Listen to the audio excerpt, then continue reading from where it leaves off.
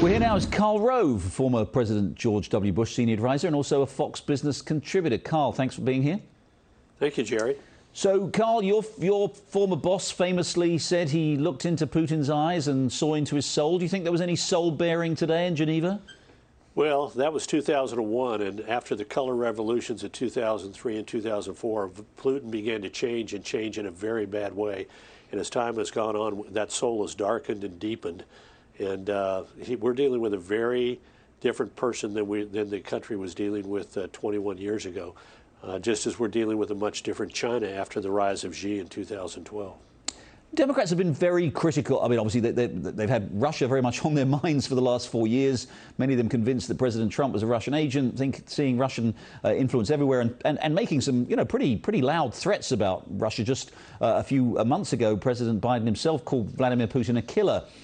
There seems to be a little more, the diplomacy, I suppose, as you'd expect between two leaders, but there seems to have been a little bit more diplomatic, maybe even a little bit politer. Biden referred to him as a worthy adversary this week. Do you think that there is an attempt to kind of dial down some of the hostility?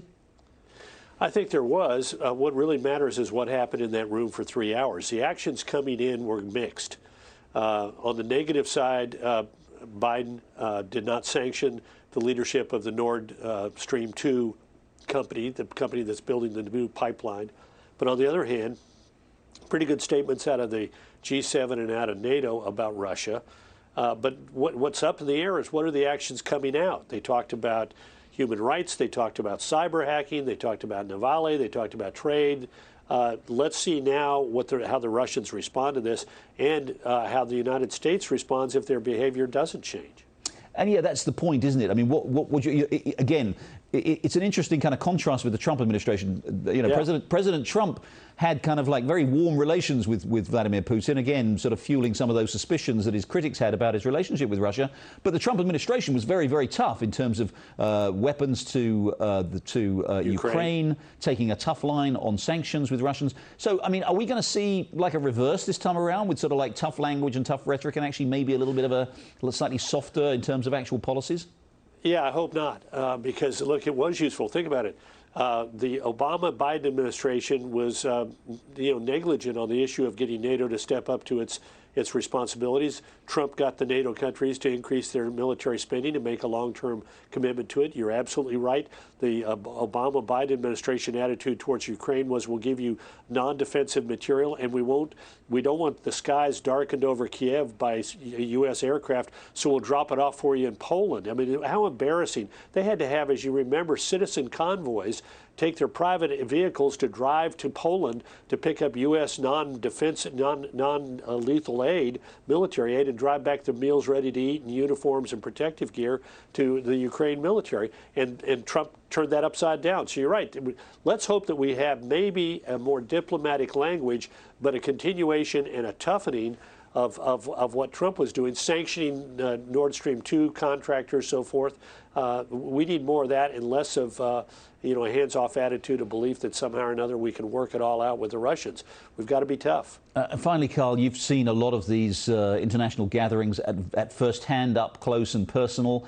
Biden's just wrapped up his first week, the G7 meeting, visit to the UK, then with NATO in Brussels, and then finally this summit meeting.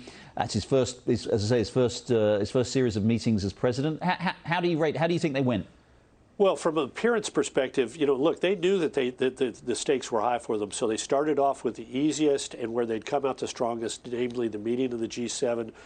You cooked those communiques and those statements weeks, if not months in advance of the meeting, so they knew what was coming out of that. And then similarly, the NATO meeting, they wanted to go into the meeting with Putin with again, the wind at their back, so they had a good NATO meeting. But let's recognize there was good rhetoric out of those, but again, what are the actions? The Chinese statements out of both were good. The G7 probably a little bit better than NATO. But what is going to be the follow-up? Similarly, statements about Russia were good coming out of both meetings, but what are the actions going to be afterwards?